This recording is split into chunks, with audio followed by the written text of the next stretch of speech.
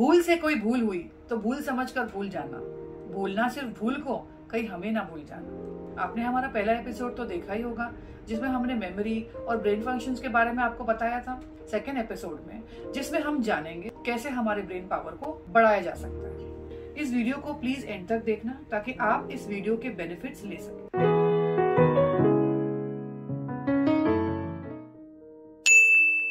क्या आपने कभी गौर किया है कि हमारे गुरु या टीचर्स इतने बड़े बड़े सिलेबस लगातार हमें कैसे सिखाते हैं और उन्हें क्या इतने सारे सिलेबस याद रहते हैं, इतने बड़े पोर्शंस?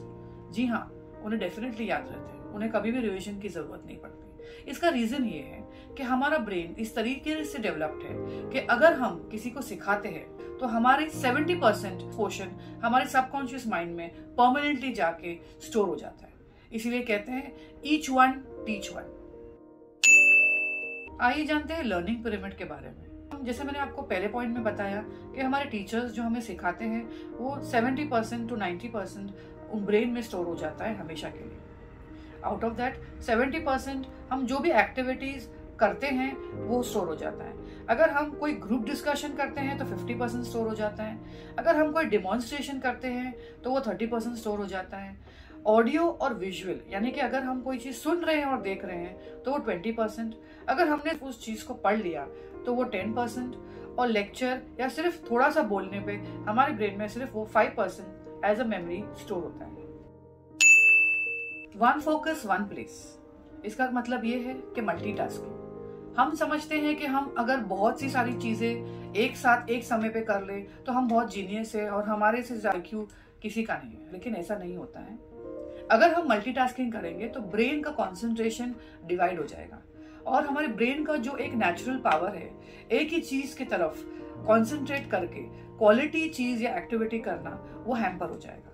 जैसे हम काफी बार हमने बचपन से सुना होगा कि हमारे पेरेंट्स या हमारे बड़े हमें कहते हैं कि खाना खाते वक्त बात मत कीजिए, अगर आप पढ़ाई कर रहे हैं तो पढ़ाई ही कीजिए, अगर आप गाड़ी चला रहे हैं तो फोन पे बात मत कीजिए।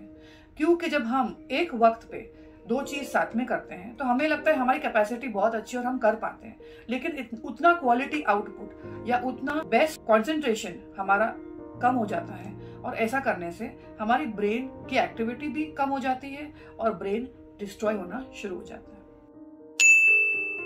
एक्सरसाइज, हमारा ब्रेन मसल का बना हुआ है तो जितना हम उसे ट्रेन करेंगे एक्सरसाइज करके उतना बेस्ट वो फंक्शन करेगा।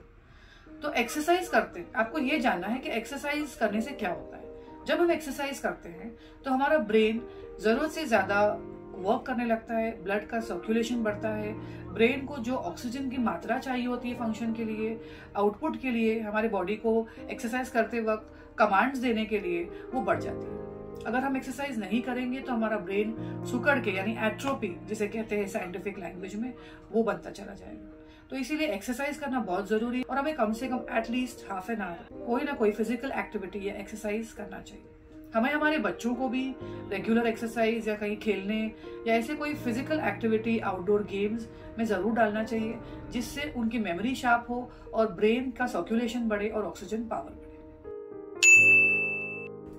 नेक्स्ट है पेन एंड पेपर। अगर हमें हमारी मेमोरी को शार्प रखनी हो या चीजों को याद रखना हो तो हमेशा हमें कोई भी चीज याद करी हुई या कोई भी चीज अगर हमने रीड किया हो तो उसे पेन और पेपर लेके हमें लिखना चाहिए। जैसे हमारे स्टूडेंट्स हैं, स्कूल गोइंग बच्चे हैं, उनको हमेशा ये आप आदत दिलाएं कि अगर वो कोई चीज लर्न कर रहे हैं तो उन्हें वो चीज याद करके एक बार लिख लें, क्योंकि हम जो चीज लर्न करके लिखते हैं वो 90% हमारे सबकॉन्शियस माइंड में स्टोर हो जाता है। इसीलिए लिखना बहुत जरूरी है।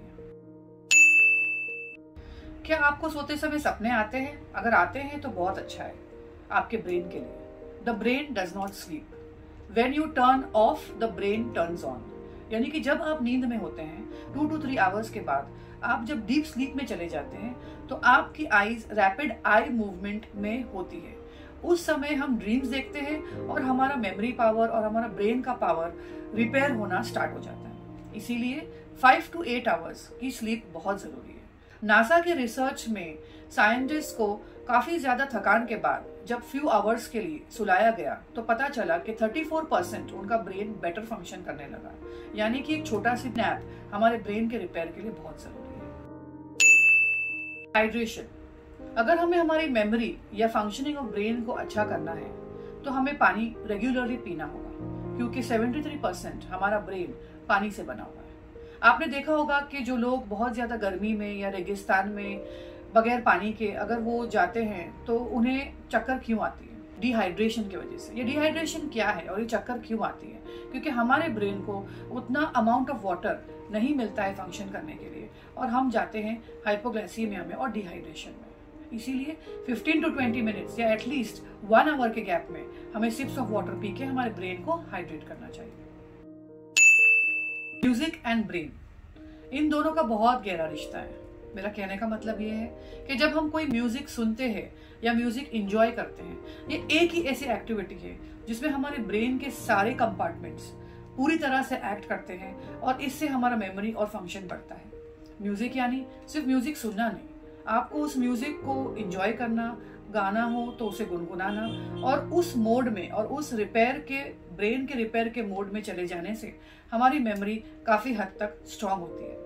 इसलिए आपने कभी सोचा होगा कि कभी आपको गाना लेके कभी मगअप करना पड़ा हो या याद करना पड़ा हो? जी नहीं, गाना एक ऐसी चीज है जो हम कभी याद नहीं करते, हमें म्यूजिक के साथ बाय द फ्लो वो याद हो जाती है, क्योंकि हमारा ब्रेन काफी हद तक म्यूजिक को समझता है और रिपेयर में चला जाता है जब हम म्यूजिक एंजॉय करते हैं। Close your eyes and relax. 65% of brain power हमारी आईज इस्तेमाल करती है वर्किंग के लिए, तो इसीलिए जब हम हमारी आईज क्लोज करके कुछ समय के लिए मेडिटेशन या रिलैक्स करते हैं तो ब्रेन एक रिपेयर में जाता है और ये हमारी मेमोरी को एनहांस करने के लिए हेल्प करता है। Spending time in the nature. Nature में ऑक्सीजन की मात्रा ज्यादा होती है, जैसे कि गार्डन्स है, पार्क्स है। हमें कुछ समय निकाल के हमारे डेली रूटीन में नेचर में जाना चाहिए, जिससे हमारे ब्रेन को गुड अमाउंट ऑफ ऑक्सीजन मिले, हमारे ब्रेन का कंसंट्रेशन और रिपेयर हो और ब्रेन की एक्टिविटी और डैमेज कम हो।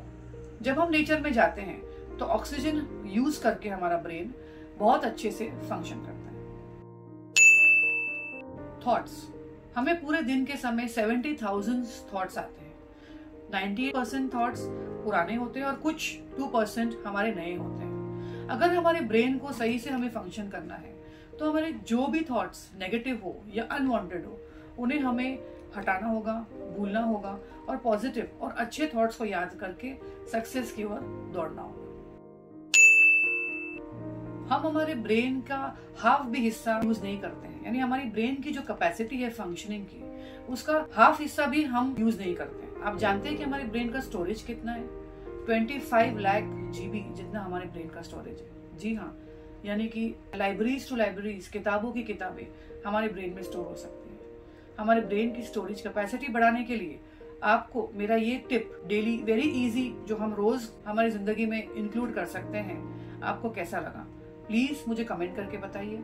और आप इन सारे नुस्खों में से कौन सा अपनाएंगे और कौन सा आप यूज करेंगे वो भी मुझे प्लीज बताना। अगर आपको अच्छा लगा तो लाइक करना, अपने दोस्तों के साथ इस वीडियो को प्लीज शेयर करना, सब्सक्राइब करना और बेल नोटिफिकेशन जरूर दबाना, ताकि इन टॉपिक्स या हेल्थ के टॉपिक्स के रिलेटेड आपको हमारे आने वाले फ्यूचर के वीडियोस मिले।